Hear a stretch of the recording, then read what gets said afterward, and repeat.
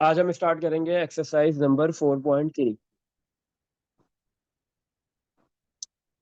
Exercise 4.3 भी जो है वो अरिथमेटिक प्रोग्रेशन की ही है, एपी की है। बट इसमें जो है वो हमें एपी की टर्म नहीं निकालनी, मीन निकालना होगा, अरिथमेटिक मीन एएम निकालना होगा।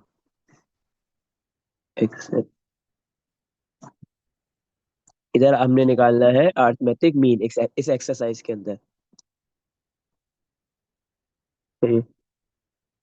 अरिथमेटिक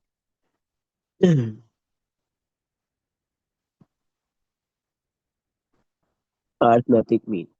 अच्छा, इसको आप शॉर्ट फॉर्म में ए एम से लिख सकते हो, ए एम सही है। और जो है वो शॉर्ट फॉर्म में ए एम को ए से लिखते हैं। और शॉर्ट फॉर्म क्या है ए एम की? ए से डिनोट किया जाता है, कैपिटल ए से। अच्छा, आपके पास जो है वो दो नंबर्स है, एक स्टार्टिंग नंबर ए है और एंडिंग नंबर बी है। इन दोनों नंबर्स के दरमियान में आपके पास एक अरिथमेटिक मीन आ रहा है जिसको कैपिटल ए से लिखेंगे। तो आपके पास क्या है, A is the arithmetic mean between A and b, सही है। तो आपके पास क्या होगा, या तो एक ए एम आएगा, या फिर जो है वो दो आएंगे, तीन आएंगे, चार आएंगे, या तो वन आएंगे, या more than one A M आ रहे होंगे, अरिथमेटिक मीन्स आ रहे होंगे बिटवीन टू नंबर्स। वो दो नंबर्स आपके पास ए और बी होंगे। मतलब फर्स्ट नंबर स्टार्टिंग ए है और सेकंड क्या है, बी है। और ये आपके पास क्या है, ये एक सीक्वेंस है, ये किसके अंदर है, एपी के अंदर, क्योंकि अरिथमेटिक मीन में किसमें होती है सीक्वेंस, एपी में। अच्छा, तो a comma capital A comma b are in A P. तो ये कैपिटल ए क्या है, capital A is the arithmetic mean, mean between A and b. Two numbers है ए और बी, उनके दरमियान अरिथमेटिक मीन है कैपिटल ए। अच्छा, अब इसका एक छोटा सा फॉर्मूला है, वो हम ड्राइव कर लेते हैं।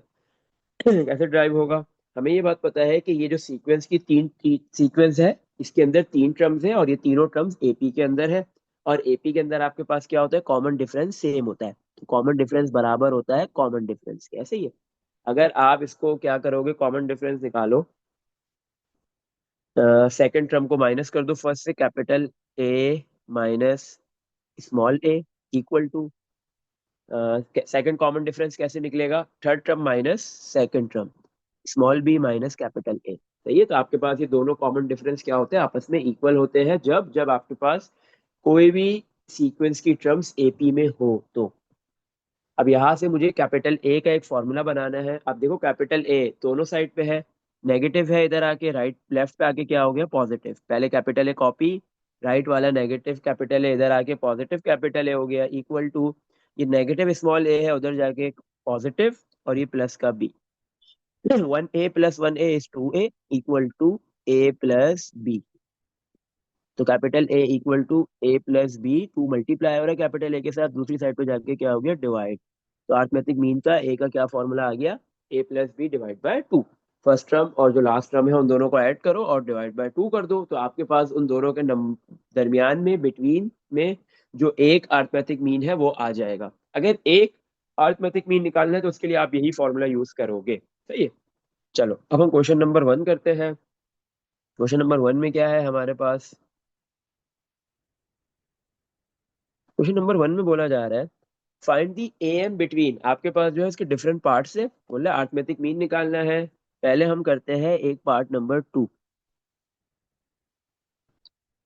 10 + 5√3 एंड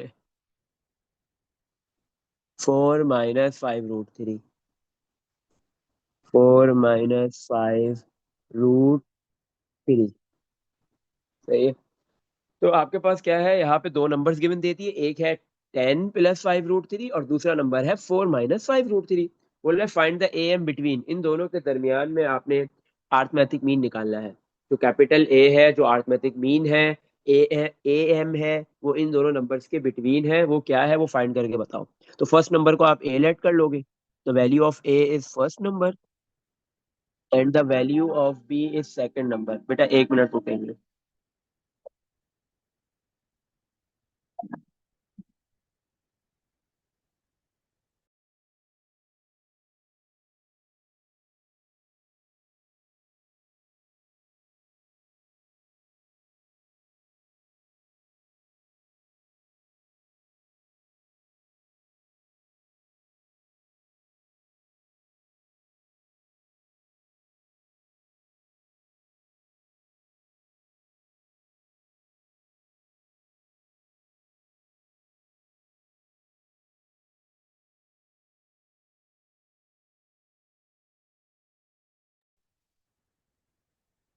चलो स्टार्ट करते हैं, फिर से कंटिन्यू करते हैं। सही है। अब हमारे पास क्या है, ए की वैल्यू, हमारे पास जो दो नंबर्स है उसमें से फर्स्ट नंबर को हमने लेट कर लिया वो ए है, और सेकंड नंबर को हमने लेट कर लिया वो बी है। 4 - 5√3। सही है। तो इसमें से आप जो है वो किसी भी नंबर को ए लेट कर लो, किसी भी नंबर को बी लेट कर लो, कोई फर्क नहीं पड़ता। फर्स्ट को ए लेट करो या सेकंड को ए करो, फर्स्ट को बी कर लो या सेकंड को बी करो, कोई फर्क नहीं पड़ता। सही है। अब हमने फाइंड क्या करना है, इन दोनों नंबर्स के दरमियान में अरिथमेटिक मीन क्या है वो फाइंड करना है। इसका फॉर्मूला क्या है, capital A equal to a plus B divide by two. ए की वैल्यू क्या गिवन दी हुई है, 10 + 5√3, प्लस बी की क्या वैल्यू है, 4 - 5√3, और डिवाइड में टू। सही है। तो अब जो है वो विदाउट रूट वाला नंबर विदाउट रूट वाले में ऐड होगा, 10 + 4 = 14। रूट वाला नंबर रूट वाले में ऐड होगा, लेकिन देखो 5√3 प्लस का है, 5√3 माइनस का है, दोनों आपस में होगा कैंसिल। 14 और डिवाइड बाय टू, 14 ÷ 2 = 7। तो आपके पास ये जो दो नंबर्स गिवन दिए हुए थे, इन दोनों के बिटवीन जो अरिथमेटिक मीन है उसकी वैल्यू क्या है, 7। इसमें देख लो, कुछ पूछना है। अब मुझे बताओ और कौन सा पार्ट करवाओ मैं इसका। 1 और 3, 1 और 4 तो ऐसे ही हो जाएगा, आप लोग कर लोगे। 5 तो करवा रहा हूँ, सही है। और कोई करवाने की नीड है, देख लो। 5 करते हैं पहले, पार्ट नंबर 5। बाकी के पार्ट सेम नंबर, ही होते हैं। बाकी हाँ सारे ऐसे ही होंगे। सही है। 5 में क्या है, बस आपको थोड़ा सा सिंप्लीफिकेशन की नीड होगी और कुछ नहीं है। थोड़ा सा ना फैक्टर्स के अंदर कन्वर्ट करना पड़ेगा, क्योंकि यहाँ पे जो है वो आपके पास क्वाड्रेटिक फैक्टर्स गिवन दिए हुए। सही है। दो नंबर है, एक है 3a² - 5a + 6, सही है। और दूसरा नंबर है -a² + 7a - 4। सही है। तो इसमें से हम फर्स्ट वाले को ए लेट कर लेते हैं। The value of A is 3a² - 5a + 6। 3a² - 5a + 6। And the value of B is, जो सेकंड नंबर है उसको हम बी ले लेते हैं, -a² + 7a - 4। सही है। और हमें फाइंड क्या करना है, कैपिटल ए। और कैपिटल ए क्या है, इन दोनों नंबर्स के दरमियान में अरिथमेटिक मीन। तो a equal to a + b/2, ये वाला फॉर्मूला यूज कर लिया। अब a की क्या वैल्यू है, सबसे पहले वो सब्स्टिट्यूट करते हैं। a की वैल्यू है 3a² माइनस का 5a + 6, this is the value of a। अब आ रहा है प्लस बी, बी की क्या वैल्यू है, -a²। प्लस लिखेंगे तो प्लस माइनस माइनस ही आएगा। सही है। तो डायरेक्ट हम -a² लिख देते हैं, +7a - 4 डिवाइड बाय 2, कॉपी हो गया। a इक्वल टू, ये 3a² वाली दो टर्म्स है, इन दोनों को ऐड और सबट्रैक्ट कर लेंगे, जो भी हो रहा होगा। 3a² माइनस a² कितना हो जाएगा, 3 - 1 = 2a²। इसी तरफ ए वाली भी दो टर्म्स है, -5a + 7 है। 7 में से 5 माइनस करेंगे तो +2a आ जाएगा। इसी तरह आपके पास जो है वो 6 और 4, ये दो कांस्टेंट नंबर है, ये भी ऐड और सबट्रैक्ट हो जाएंगे। तो 6 - 4 = 2 डिवाइड बाय 2। अब आपके पास ऊपर जो तीन टर्म्स है उन तीनों में से क्या कॉमन आ रहा है, ये सिंप्लीफाई हो गई। अब कॉमन तीनों के पास 2 है, 2 कॉमन आ गया, क्या बचा, a² + a + 1, और डिवाइड में भी क्या लिखा हुआ है, 2। तो ये 2 से 2 कैंसिल। तो अरिथमेटिक मीन कितना आ गया इन दोनों नंबर्स के दरमियान में, a² + a + 1। ये आंसर हो गया। इसमें देख लो क्वेश्चन नंबर 1 में कुछ पूछना है।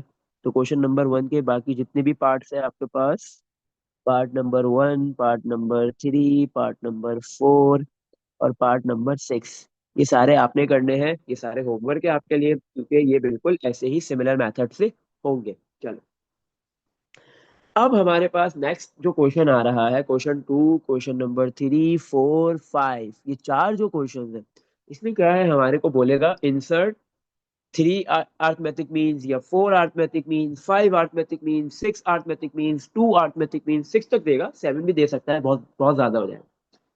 तो ये क्या है, इन सबके मेथड बिल्कुल सेम है। अभी तक हमने दो नंबर्स के दरमियान में एक अरिथमेटिक मीन निकाला है। अब हमें दो नंबर्स के दरमियान में एक से ज्यादा अरिथमेटिक मीन निकालने होंगे। वो कैसे निकालेंगे वो देखते हैं। दो निकालने होंगे, 3 या 4 या 5 या 6, मैक्सिमम 6 तक जा सकता है।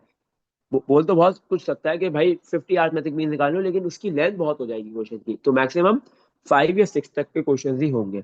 अच्छा, अब 2, 3, 4, 5, ये 5 सवाल है। अगर 2 की हम बात करें, क्वेश्चन नंबर 2 में बोल रहा है insert 3 am between two number, दो नंबर दे दिए, बोल रहा है आपने क्या करना है, 3 am निकालने हैं। सही है। इसी तरह क्वेश्चन 3 में बोल दिया insert 4 am, 4 am means arithmetic means, दो नंबर्स के दरमियान, दो नंबर्स दे दिए उनके दरमियान में 4 के अंदर 5 एम्स बोल रहा है, और 6 के अंदर जो है वो आपके पास, 6 के अंदर जो है वो आपके पास क्या कर रहा है, सॉरी 4 के अंदर 5 एम्स बोल रहा है, और 5 के अंदर जो है वो 6 एम्स बोल रहा है। अर्थमेटिक मीन्स निकालने को बोल रहा है। तो इसमें से दो मैं करवाऊंगा, दो मैं आपको होमवर्क में दूंगा, क्योंकि चारों का मेथड बिल्कुल सिमिलर है। सही है, एक मैं आपको करवा रहा हूँ इंसर्ट 4 एम्स, सही है, 4 अर्थमेटिक मीन्स वाला, और एक मैं आपको करवा रहा हूँ 6 वाला। आपने 3 वाला और 5 वाला करना है। सही है, ऐसा क्वेश्चन करना है जिसमें 3 एम निकालने हो, और ऐसा क्वेश्चन करना है जिसमें 5 एम्स निकालने हो। सही है, मैं आपको 4 और 6 वाला करवाता हूँ।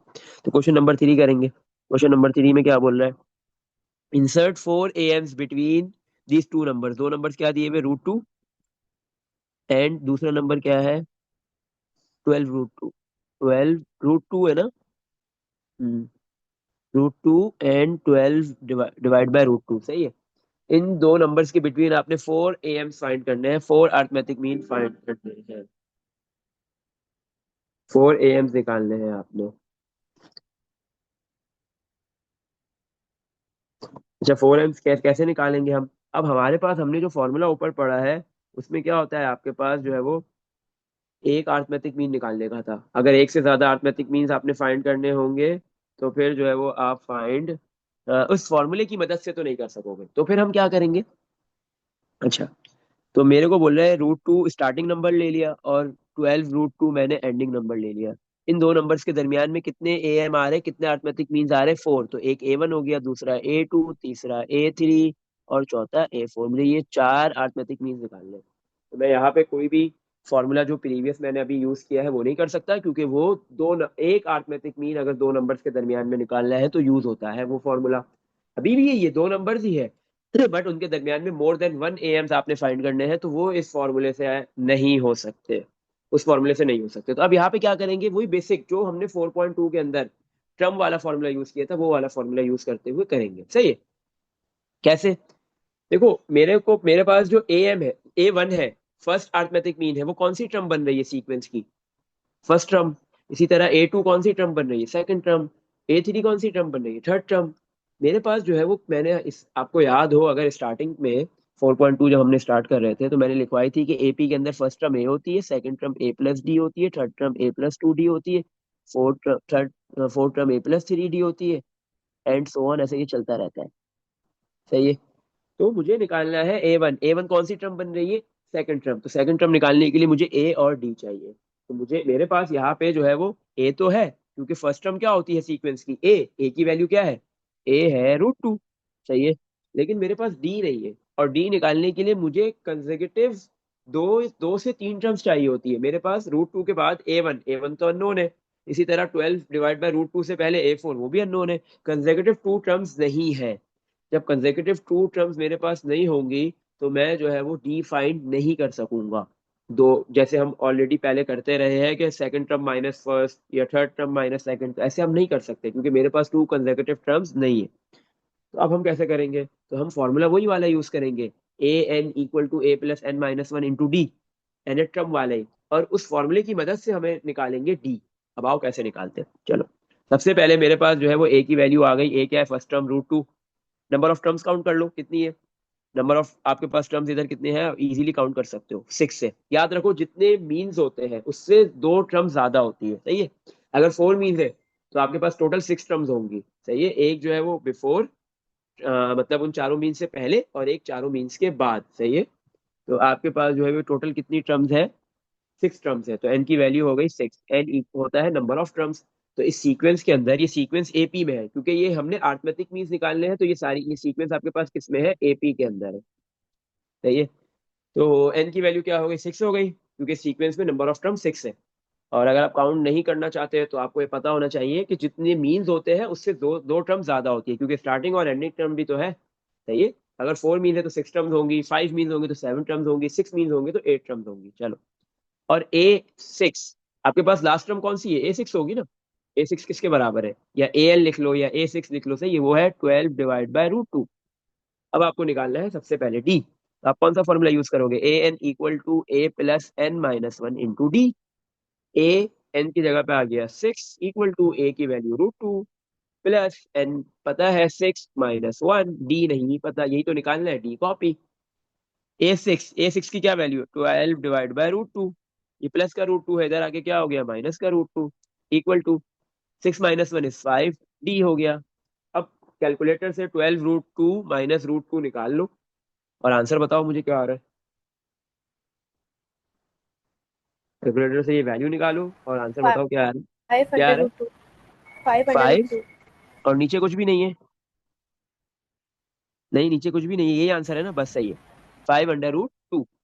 और ये 5D के साथ मल्टीप्लाई हो रहा है, दूसरी साइड पे आके क्या हो जाएगा, डिवाइड, डी। डी निकल गया, 5 से 5 कैंसिल, डी की क्या वैल्यू आ गई, डी = √2। ये लो, ये तो काम आसान हो गया हमारा, डी आ गया। अब तो कोई मसले की बात नहीं है, अब हम इजीली जो है वो सारे मीन निकाल सकते हैं। A1 कौन सा मीन है, कौन सी टर्म है, सेकंड टर्म। A1 जो फर्स्ट मीन है, A1 वो सेकंड टर्म है। A2 सीक्वेंस की ऐसे ही है ना, क्योंकि फर्स्ट टर्म तो √2 है। और A2 फिर कौन सी टर्म हो जाएगी, इसके आगे ही आ रही है थर्ड टर्म, तो A3 कौन सी टर्म हो जाएगी, फोर्थ टर्म। A4 कौन सी टर्म हो जाएगी, फिफ्थ टर्म। तो हमारे पास आ गए ये चारों मीन्स, चारों क्या कहते हैं, मीन्स आ जाएंगे। अब सेकंड टर्म हमें पता है क्या होता है, फर्स्ट टर्म A होती है, सेकंड टर्म A+D, A+D होता है। थर्ड टर्म क्या होगी फिर, A+2D। फिर फोर्थ टर्म क्या होती है, A+3D। ऐसे ही ना, डी ऐड होता जाता है हर न्यू टर्म में। प्रीवियस टर्म में जैसे ही डी ऐड होता है तो न्यू टर्म बन जाती है। तो और फिर ये क्या होगा, A+4D। अब हमारे पास जो है वो ए की वैल्यू भी है, ए की क्या वैल्यू है, √2, प्लस डी की वैल्यू भी है √2। √2 प्लस √2 करोगे कैलकुलेटर में, आंसर आ जाएगा 2 √2। सही है, आ गया फर्स्ट अर्थमेटिक मीन, A1 की वैल्यू आ गई। इसी तरह ए की वैल्यू √2 प्लस 2, डी की जगह पे भी √2। बेटा सही है, डी की जगह पे भी √2 आ जाएगा। ब्रैकेट की नीड नहीं है क्योंकि रूट में है ना नंबर, √2। कैलकुलेटर में करोगे 1 √2 प्लस 2 √2, 3 √2 हो जाएगा। नेक्स्ट, सही है, A+3D। तो ए की जगह पे √2 प्लस 3, डी की जगह पे भी √2। 1 √2 प्लस 3 √2 = 4 √2 हो गया। ए की जगह पे आ गया √2 प्लस 4, डी की जगह पे भी आ गया √2। तो 1 √2 प्लस 4 √2 = 5 √2। सही है।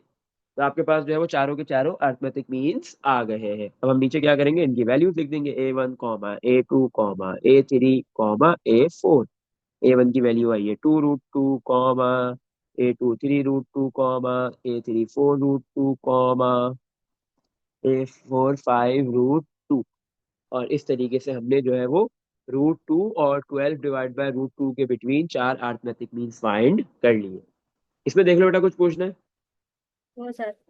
ये इंपॉर्टेंट क्वेश्चन है। वन तो ऑब्वियस सी बात है कि वो एमसीक्यूज में पूछ लेता है, एमसीक्यूज में आ जाता है, या तो डायरेक्ट फॉर्मूला पूछता है, कभी कभी, कभी कभी 2 नंबर देता है, बोलते हैं इनके दरमियान में ए एम निकाल लो। आगे जीएम पढ़ेंगे, उसका भी ऐसा छोटा सा फॉर्मूला होगा, जीएम।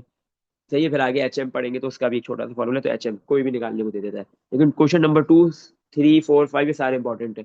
एक से ज्यादा एएम निकालने को 2 नंबर्स के बिटवीन दे सकता है। अच्छा एक चीज देखो, अगर हम, हमारे पास जो ए वन निकाला हमने, फर्स्ट अर्थमेटिक मीन निकाला, सेकंड टर्म है, लेकिन इसमें A+D आ रहा है, मतलब डी का कोफिशिएंट क्या है, 1।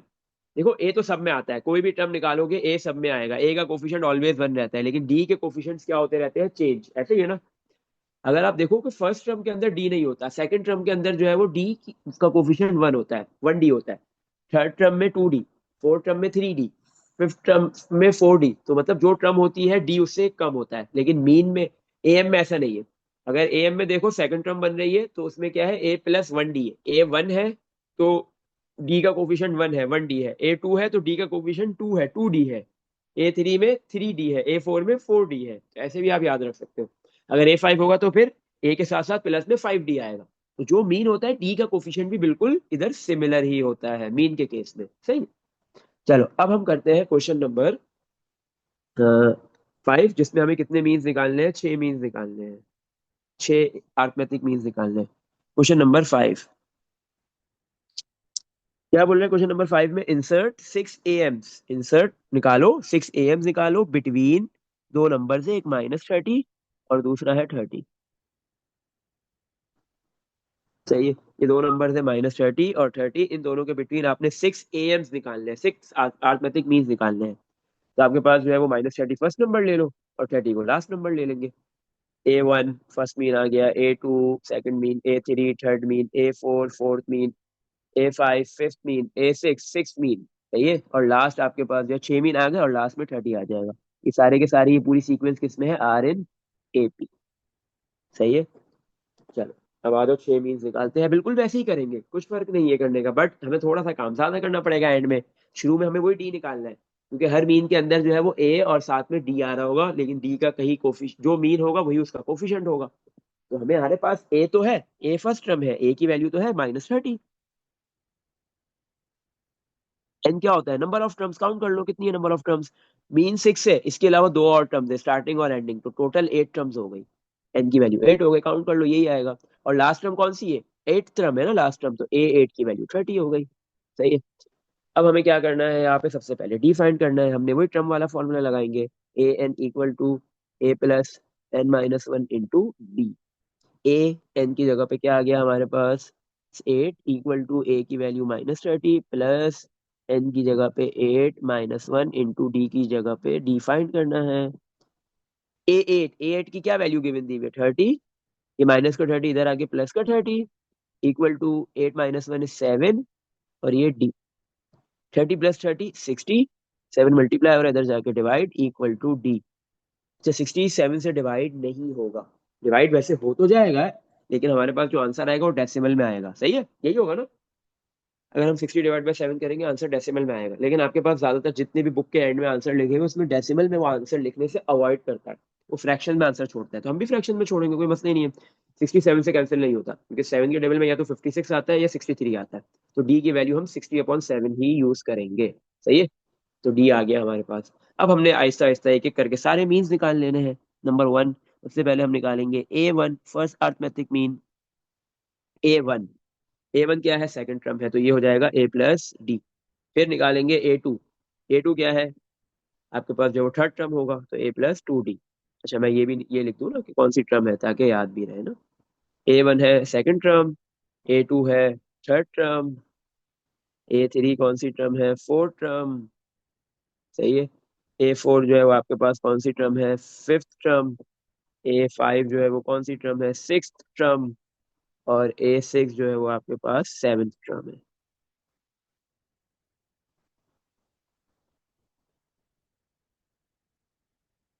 अच्छा, तो आपके पास जो यहाँ पे सेकंड टर्म है वो क्या होती है, A + D, third term A + 2D, fourth term A + 3D, fifth term A + 4D, sixth term A + 5D, और seventh term A + 7D, sorry A + 6D, 7D नहीं,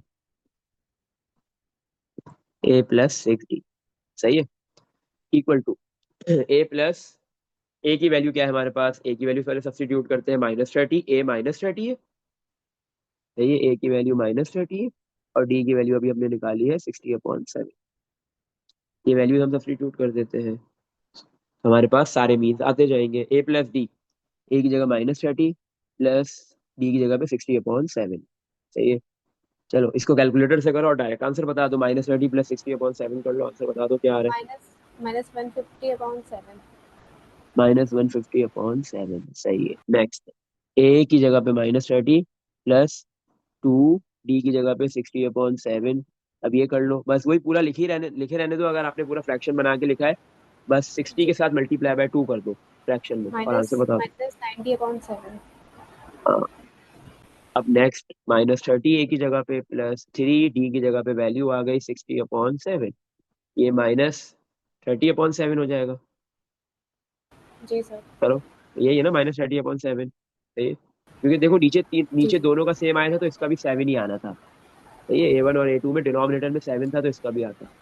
A1 में ऊपर था -150, और A1 और A2 में ऊपर है -90, तो मतलब -60 का डिफरेंस है, तो अब इसमें आ गया -30। चलो नेक्स्ट, -30 ए की जगह पे +4, डी की वैल्यू 60/7, ये क्या आ गया, 30/7। 30/7। जी। बिल्कुल सही। इक्वल टू नेक्स्ट, ए की वैल्यू -30 +5 × डी की जगह पे 60/7, ये 90/7 आ गया। यही है, देख लो। हम्म, यही वैल्यू है 90/7।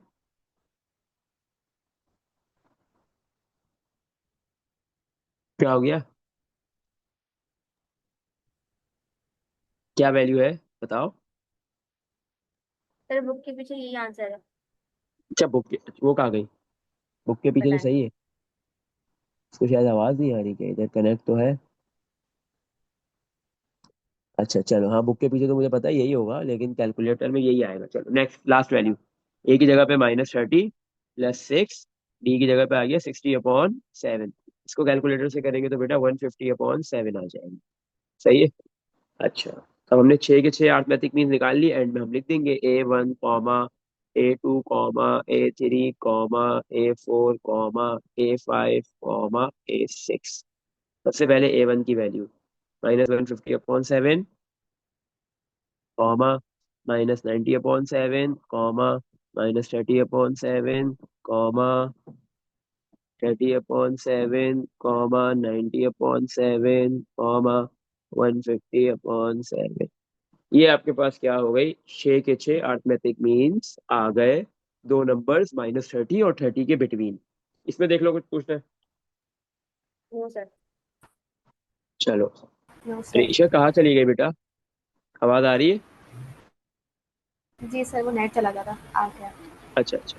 कैलकुलेट एक बार फिर से कर लो इन दोनों लास्ट वैल्यू वाली यूज को, A5 और A6 को, यही आ रहा है। अच्छा, अब इसके जी बाद मैंने जो है कर वो लिया। कर लिया, यही है। चलो, अब जो है वो दो आपने होमवर्क में करने हैं। एक हम आपने 3 और 5 किया है ना, तो क्वेश्चन नंबर 2 में कितने मीन्स निकालने को बोल रहा है? क्वेश्चन 2 है, उसमें 3 AMs निकालने हैं। और इसी तरह क्वेश्चन 4 है, उसमें 5 AMs निकालने हैं। ये दोनों होमवर्क है, ठीक है। और दो नंबर्स दोनों में गिवन दिए हुए हैं।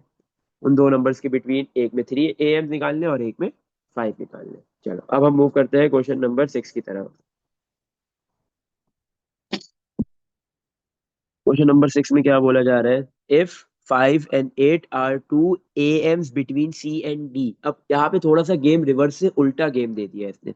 उल्टा क्वेश्चन है, थोड़ा सा रिवर्स क्वेश्चन कर दिया। बोला है 5 and 8, ये दो नंबर्स आपके पास क्या है, R2 AMs। ये दो AMs है, दो AMs दे दिए तो मतलब एक A1 की वैल्यू ले ली 5, और दूसरा ले लिया A2, इसकी वैल्यू ले ली 8। सही है, दो AMs दे दिए इस बार। इससे पहले क्या था, बोलता था 2 AM निकालो, 3 निकालो, 4 निकालो, एंड के दोनों नंबर देता था। लेकिन यहाँ पे इसने क्या बोला है, ये 2 AMs ले लो, दो नंबर्स है C और D। सही है, ये 2 AM C और D के बिटवीन है। If 5 and 8 are 2 AMs between C and D, C और D ये दो नंबर्स है, इन दोनों के दरमियान में ये 2 AMs है। इस बार मैं आपको AMs की वैल्यू गिवन दे रहा हूँ। Then find C and D। C और D ये जो स्टार्टिंग और एंडिंग, मतलब सीरीज की सीक्वेंस की स्टार्टिंग स्टार्टिंग वैल्यू, मतलब सीक्वेंस का आपके फर्स्ट टर्म और लास्ट टर्म आपने निकालनी है। सही है, इस बार जो है वो आपको C और D निकालना है। मतलब जो दो नंबर्स के दरमियान में AMs है वो गिवन है, और वो दो नंबर्स आपने फाइंड करना है। तो C, 5, 8, D, यही बनेगी ना। पहले फर्स्ट नंबर, फिर दोनों मीन्स, और फिर लास्ट नंबर। ये किसमें है, RN AP। ये किसमें है, आपके पास AP के अंदर है। चलो भाई, कैसे निकालेंगे इसको? अब हमारे पास जो है वो यहाँ पे कॉमन डिफरेंस निकल सकता है। बिल्कुल निकल सकता है, क्यों? क्योंकि हमें दो मीन्स दे दिए 5 और 8। ये दो मीन्स है। मीन्स आपके पास क्या होता है, दोनों एक साथ आते हैं, कंसेक्यूटिव टर्म्स होती है। जब आपके पास दो कंसेक्यूटिव टर्म्स होंगी तो इजीली फिर आप जो है वो इधर से कॉमन डिफरेंस फाइंड कर सकते हो। ये वाला डी थोड़ा अलग है, और कॉमन डिफरेंस में जो डी होता है वो अलग है, दोनों सेम नहीं है। सही है, तो इस बार हम क्या करते हैं, कॉमन डिफरेंस को ना डी से नहीं बल्कि डी डैश से लिख लेते हैं, वरना हम कंफ्यूज ना कर दें दोनों डी को। सही है, तो मैंने लिख दिया D dash equal to, common difference कितना आ रहा है, जो आपके पास जो है वो A2 माइनस A1 कर दो। सही है ना, A2 आपके पास थर्ड टर्म है, और A1 सेकंड टर्म है, तो third term minus second term.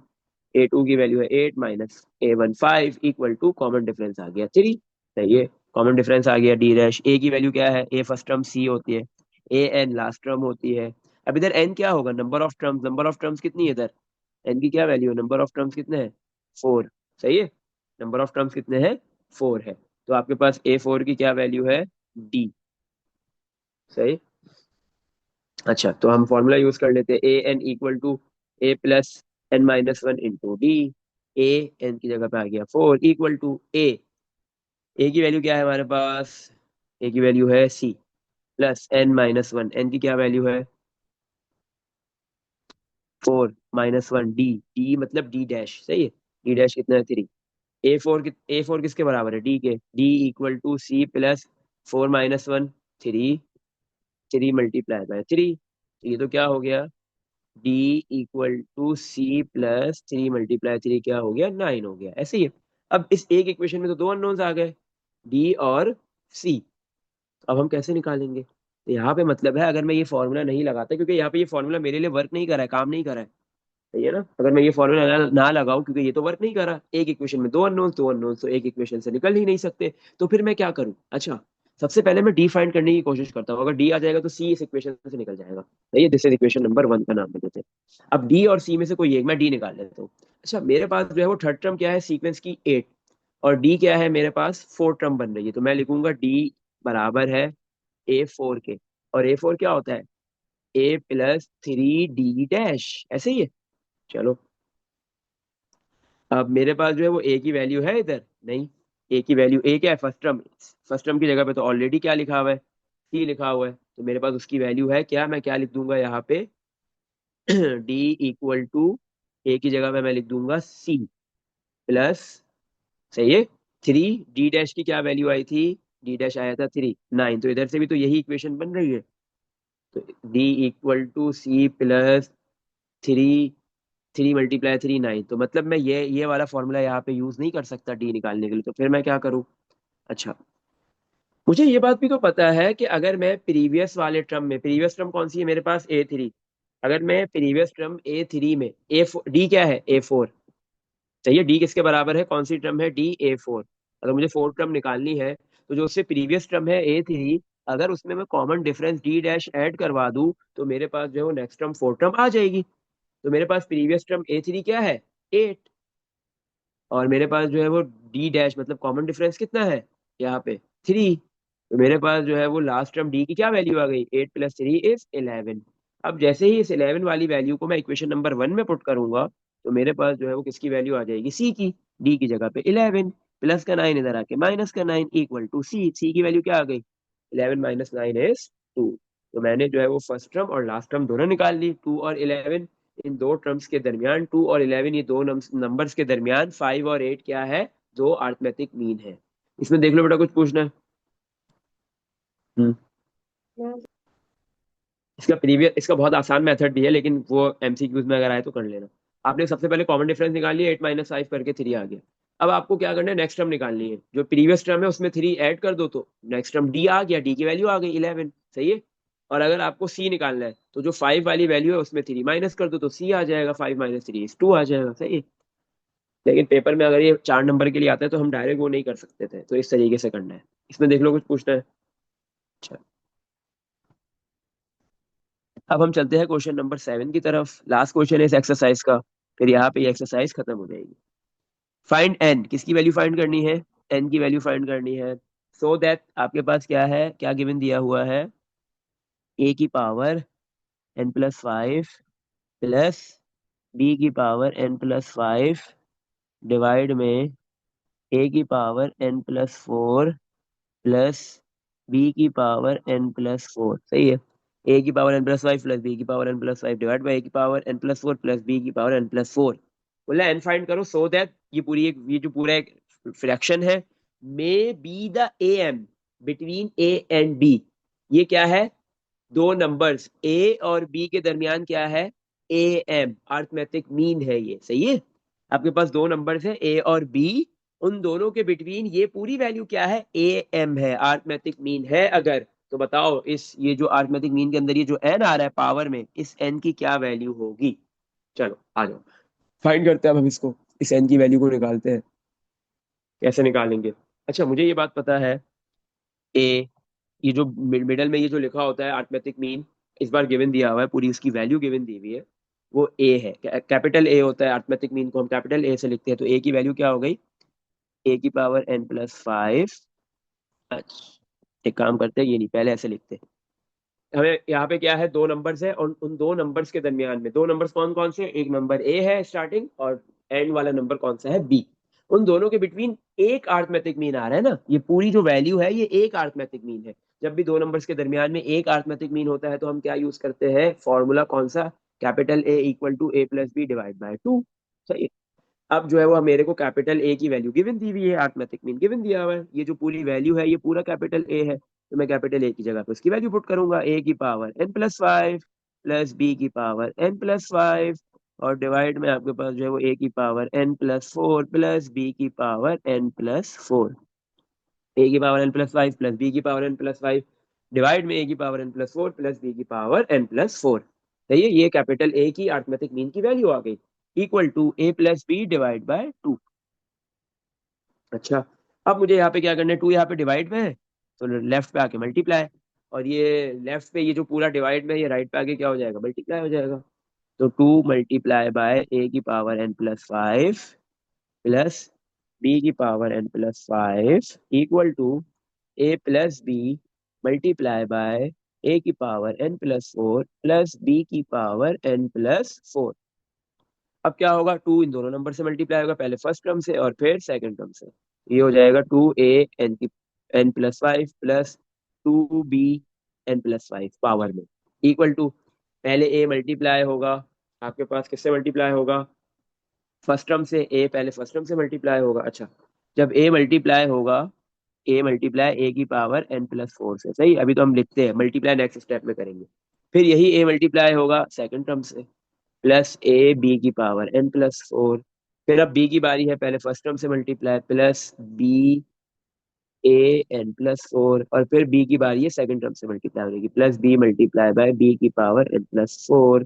सही। अब यहाँ पे क्या हो रहा है, 2a की पावर n+5 प्लस 2b की पावर n+5 कॉपी कर दिया, इक्वल टू, अब ये दोनों बेसिस सेम है, a और a की पावर n+4। सही है, ये दोनों बेसिस सेम है। इंडाइसिस के अंदर हमने पढ़ा है 9 के अंदर कि जब भी दो बेसिस सेम होती है तो उनकी पावर जो है वो आपस में ऐड हो जाती है। जो फर्स्ट a है उसकी पावर कुछ नहीं लिखी तो क्या है, 1, तो ऐड हो जाएंगी, a की पावर 1 प्लस n+4 हो जाएगा, ऐसे ही है।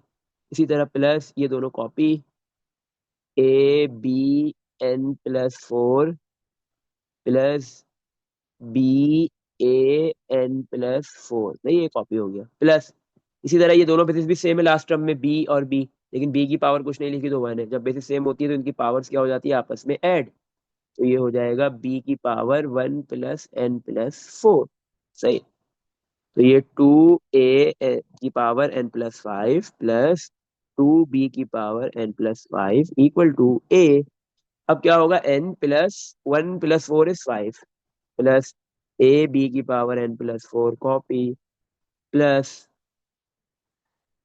ए की पावर n+4 और बी बाद में लिख लेते हैं, अल्फाबेटिकल ऑर्डर में चलते हैं, प्लस बी की पावर n+1 + 4 = 5। अच्छा, अब देखो आपके पास क्या हो रहा है यहाँ पे, ए की पावर n+5 वाली टर्म दो साइड पे है ना, दोनों साइड पे एक एक टर्म मौजूद है, उन दोनों को एक साइड पे कर लेते हैं, 2a की पावर n+5। सही है। इसी तरह ये प्लस का a की पावर n+5 इधर आके माइनस की हो जाएगी n+5। सही है। इसी तरह हम क्या करते हैं, ये हमारे पास जो है वो ए की एक और पावर भी है ना, ए की पावर n+4 और भी है, मतलब ये क्या है, ये दोनों टर्म्स ऐसी है जिसमें ए की पावर में n है। इसी तरह एक और टर्म भी है जिसमें ए की पावर में n है, उसको भी इधर ही ले आते, एक साथ ले आते। ये प्लस का है, इधर आके माइनस का, ए की power n+4 multiply by B. सही है। चलो, अच्छा, एक काम हम ये भी कर सकते हैं आगे आसानी के लिए, जो हमने ये अभी ऊपर वाले स्टेप में लिखा हुआ था, ए की पावर 1 + n+4, तो इससे पहले जो हमने बेसिस अलग अलग थी, हमने बेसिस सेम था, पावर ऐड कर दिया। अगर ये ना करें तो आगे हमें काम थोड़ा सा आसान हो सकता है। सही है। लेकिन उसके लिए हमें आगे जाके वैसे भी तोड़ना पड़ेगा, अगर हम उधर नहीं तोड़ेंगे तो फिर इधर प्लस माइनस करने में मसला होगा, ये भी एक मसला है। अच्छा, इक्वल टू, बी वाली जितनी भी पावर है, बी बी की पावर में जितने भी एन है उसको एक साइड पे कर लेते हैं, क्योंकि ए वाले सारे एक साइड पे हो गए, बी वाले राइट साइड पे आ जाएंगे। ए बी की पावर n+4, ये कॉपी हो गई इसी साइड पे, प्लस बी की पावर n+5 कॉपी, बाकी दोनों टर्म्स जो है वो उधर जा चुकी है, और जो लेफ्ट पे बी वाली टर्म है इधर आके माइनस की हो जाएगी, 2b की पावर n+5। चाहिए। अब ये दोनों टर्म्स के क्या है, ए की पावर सेम है, बट एक का कोफिशिएंट 2 है और दूसरे का 1 है, तो 2 - 1 = 1, ए की पावर n+5, और 1 लिखने की जरूरत नहीं है, माइनस ए की पावर n+4 और ये b, copy equal to a B N plus four copy. इन दोनों में क्या है, आपके पास प्लस का वन बी है, माइनस का टू बी है, लेकिन दोनों की पावर जो है वो सेम है। कोफिशिएंट एक जगह प्लस वन है और दूसरी जगह माइनस टू है। प्लस वन माइनस टू करेंगे तो माइनस वन आ जाएगा, वन लिखने की नीड नहीं है। बी की पावर एन प्लस फाइव। सही है। चलो अब हम आगे मूव करते हैं। अब मेरे पास क्या है, ये लिखा हुआ है ए एन की पावर, सॉरी ए की पावर एन प्लस फाइव, और दूसरी टर्म में लिखा हुआ है ए एन, ए की पावर एन प्लस फोर। एक जगह ए की पावर में एन प्लस फाइव है और दूसरी जगह ए की पावर में एन प्लस फोर है। तो हमारे पास जो है वो दोनों टर्म्स में कॉमन कुछ आ रहा है। यस, ए की पावर एन प्लस फोर दोनों के पास है, वो कॉमन आ जाएगा, तो हम कॉमन ले लेते हैं। लेकिन हम इससे पहले काम ये करते हैं अपनी आसानी के लिए, ए की पावर एन प्लस फाइव है, एन प्लस फाइव को तोड़ देते हैं, फोर प्लस वन माइनस ए की power N plus four copy, और ये बी कॉपी इक्वल टू, इधर भी यही करते हैं, A B N plus four वैसे ही, माइनस बी की power N plus five, five को तोड़ के क्या लिखेंगे, फोर प्लस वन। सही है, ताकि हम कुछ कॉमन ले सके। तो हमने क्या लिख दिया यहाँ पे, फोर प्लस वन। सही है। ए की power N plus four plus one है, तो ए की बेस है, तो इनकी पावर्स को अगर मुझे अलग अलग लिखना है तो दो अलग अलग बेस लिखनी पड़ेगी। ए की power N plus four multiply by a की पावर वन, और वन लिखने की जरूरत नहीं होती। जैसे ऊपर हमने क्या किया था, बेसिस सेम थी, पावर ऐड कर दी। यहाँ पे जो है वो एक बेस पे डिफरेंट पावर्स आ रही थी प्लस में, उनको अलग अलग बेस दे दिया। सही है। माइनस, अब आप बोलोगे सर वहां पे नहीं करते, तो यहाँ पे हमने देखा है कि टू ए एन की पावर फाइव, सॉरी टू ए की power N plus five minus हुआ है वन ए की पावर एन प्लस फाइव से। अगर हम वो नहीं करते तो ये माइनस प्लस नहीं होता, इस वजह से हमने यहाँ पे किया है ये काम। माइनस ए की power N plus four b equal to a copy b की power N plus four copy minus B की पावर एन प्लस फोर अलग लिख लेंगे, और मल्टीप्लाई बाय बी की पावर वन अलग लिख लेंगे।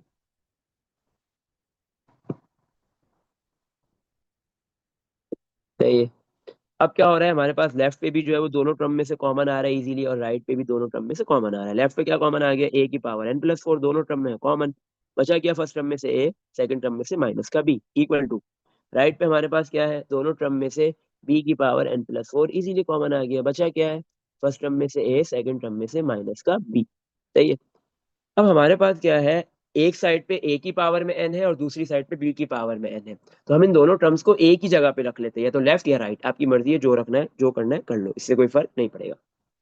अच्छा, तो मैं क्या करता हूँ, ए की power N plus four left पे कॉपी, ये जो बी की power N plus four A minus B के साथ bracket, bracket A minus B का जो ब्रैकेट है उसके साथ मल्टीप्लाई हो रही है, तो दूसरी साइड पे आके राइट से लेफ्ट पे आके डिवाइड में हो जाएगी, बी की power N plus four equal to A minus B का ब्रैकेट राइट पे कॉपी। इसी तरह लेफ्ट पे भी ए माइनस बी का ब्रैकेट मल्टीप्लाई हो रहा है, तो दूसरी साइड पे आके डिवाइड हो जाएगा ए माइनस बी। तो ये ए माइनस बी से a minus b cancel equal to one. और ये ए और बी दोनों बेसिस अलग अलग है, बट इन दोनों की पावर सेम है। तो इंडाइसिस का रूल कहता है कि जब दो डिफरेंट बेसिस हो, उनकी पावर सेम हो, या तो वो दोनों बेसिस डिवाइड हो या मल्टीप्लाई हो, आप दोनों को होल पावर दे सकते हो। आप ऐसे लिख लो, उन दोनों बेसिस को लिख लो, ए डिवाइड बाई बी, और होल पावर कर दो एन प्लस फोर। सही है, ये हमने कर दिया। ये काम सिर्फ जब हो सकता है जब दो डिफरेंट बेसिस या तो मल्टीप्लाई हो या डिवाइड, प्लस माइनस में ऐसा पॉसिबल नहीं है। अब हमारे पास क्या हुआ, हमें फाइंड करना है एन की वैल्यू। एन कहाँ पे है, पावर में है। याद रखो, जब भी जो भी अननोन या वेरिएबल आपने फाइंड करना होता है और वो पावर में हो, तो आपने क्या करना होता है, दोनों साइड पे बेसिस को सेम बनाना होता है। सही है। तो लेफ्ट साइड पे जो बेस है वो ए ओवर बी बनी हुई है, तो राइट पे भी हम क्या चाहेंगे कि बेस क्या बन जाए, a over b. Left copy, right पे वन लिखा हुआ है। अब वन बहुत अच्छी चीज है, सही है ना। अब वन जब भी लिखा हुआ हो तो आप उसकी अगर कोई भी बेस बनाना चाहते हो बना लो। मुझे क्या चाहिए, राइट पे भी ए, वन की जगह पे बेस में चाहिए ए ओवर बी, तो मैं इन्हें ओ ए ओवर बी लिख दिया। लेकिन वन ए ओवर बी के बराबर तो नहीं होता। अच्छा, आपको ये चीज पता है कि अगर किसी भी बेस की पावर जीरो हो, वो किसके बराबर होता है, वन के। एक्स की पावर जीरो हो वो भी वन है, वाई की पावर जीरो हो वो भी वन है, टू की पावर जीरो हो वो भी वन के बराबर होता है, थ्री की पावर जीरो हो वो भी वन के बराबर होता है। अगर ए डिवाइड बाई बी की पावर जीरो हो तो वो भी किसके बराबर ही होगा, वन के। तो हमने वन की जगह क्या लिख दिया, ए डिवाइड बाई बी की पावर जीरो। सही है। तो अब यहाँ पे क्या हुआ, यहाँ पे दोनों साइड पे बेसिस आपस में सेम हो गई, तो बेस से बेस कैंसिल, या आप लिख सकते हो कंपेयर बेसिस। जब बेस सेम हो जाती है तो आप बेसिस, सॉरी कंपेयर बेसिस नहीं, कंपेयर पावर्स। जब आपके पास बेसिस सेम हो गई तो ये बेस से बेस कैंसिल हो गई। सही है। जैसे ही बेस से बेस कैंसिल हो गई तो पावर्स आपस में क्या हो जाएंगी, इक्वल। तो इसलिए हमने लिख दिया कंपेयर पावर्स, क्यों, क्योंकि ये दोनों पावर्स आपस में क्या हो रही है, इक्वल। एन प्लस फोर किसके बराबर हो गया, जीरो के। अब इजीली हम n की वैल्यू फाइंड कर सकते हैं। ये प्लस का 4 है, लेफ्ट पे राइट पे आके क्या हो जाएगा, माइनस का 4। This is the value of n। ये n की वैल्यू आ गई है, जो आपके पास am गिवन था जिसमें n लिखा हुआ था पावर्स में, वो वैल्यू, वो ये वैल्यू n है। सही है। अच्छा भाई, इसमें देख लो कुछ पूछना है, ये बड़ा इंपॉर्टेंट है। इस तरीके का क्वेश्चन एएम में भी है और जीएम में भी है, तीनों में है। तीनों में से कोई एक दे सकता है। इसमें देख लो कुछ पूछना है। अच्छा, ये समझ में आ गया। Yes sir. अच्छा, मुझे एक बात बताओ, एक सवाल पूछना चाहिए था, वो रेज नहीं किया। इससे पहले भी तो हमने एन पढ़ा है, एन क्या होता था? हमने अभी तक जो भी एन हम पढ़ रहे थे, a+n-1 × d वाले फॉर्मूले में हमने पढ़ा है ना एन। तो ये एन क्या होता था? N is the number of terms. N क्या है? Number of terms. एक सीक्वेंस के अंदर कितनी टर्म्स हैं? 5 टर्म्स, 6 टर्म्स, 7 टर्म्स। ऐसा तो नहीं सुना कि 6.5 टर्म डेसिमल में नहीं हो सकती, या किसी भी सीक्वेंस के अंदर 0 टर्म भी नहीं हो सकती। अगर किसी भी सीक्वेंस की 0 टर्म है तो इसका मतलब जो है वो आपके पास वो टर्म एग्जिस्ट ही नहीं कर रही। और दूसरा क्या है, किसी भी टर्म के अंदर जो है वो नेगेटिव टर्म भी तो नहीं हो सकती। जब जीरो नहीं हो सकती तो किसी भी सीक्वेंस के अंदर 0 टर्म नहीं है, तो नेगेटिव टर्म्स भी तो नहीं हो सकती। तो यहाँ पे एन की वैल्यू तो -4 आई है। तो इसका मतलब है यहाँ पे ये जो एन है ये नंबर ऑफ टर्म्स को डिनोट नहीं कर रहा है। सही है, तो ये ख्याल रखना है। तो ये कंफ्यूज नहीं होना कि एन की वैल्यू -4 आ गई, सही है या नहीं है। ये सही है वैल्यू, क्योंकि ये एन जो है वो नंबर ऑफ टर्म्स को डिनोट नहीं कर रहा है। ये एन आपके पास एक कांस्टेंट के तौर पे है। सही है, वो एन की जगह पे आपको बी लिख के दे दे, एन की जगह पे आपके पास जो है वो यहाँ पे वाई लिख दे, जेड लिख दे, एम लिख दे, पी लिख दे, क्यू लिख दे, कुछ भी लिख दे, इससे कोई फर्क नहीं पड़ेगा। इसमें देख लो बेटा, कुछ पूछना है? No sir. यहाँ पे ये एक्सरसाइज हो गई खत्म।